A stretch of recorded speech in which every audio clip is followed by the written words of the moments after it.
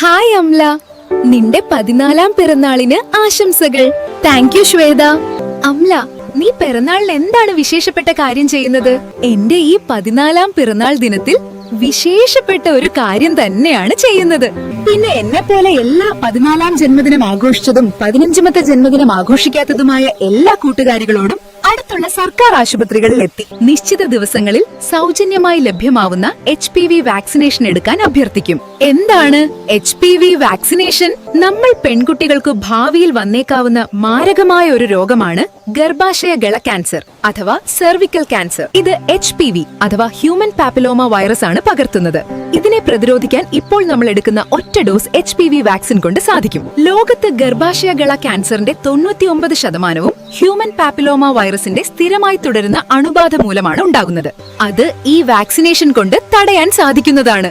Very good amla, നിന്നെ പോലെ തന്നെ നിന്റെ തീരുമാനങ്ങളും വേറൊരു ലെവലാണ്.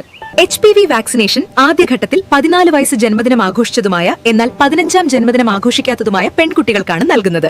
ഗർഭാശയ ഗള ക്യാൻസർ പ്രതിരോധിക്കുന്നതിനുള്ള വാക്സിനേഷൻ 2026 ഫെബ്രുവരി 28 മുതൽ 3 മാസ കാലയളവിൽ നിശ്ചിത ദിവസങ്ങളിൽ സർക്കാർ ആശുപത്രികളിൽ നിന്നും സൗജന്യമായി ലഭിക്കുന്നതാണ്.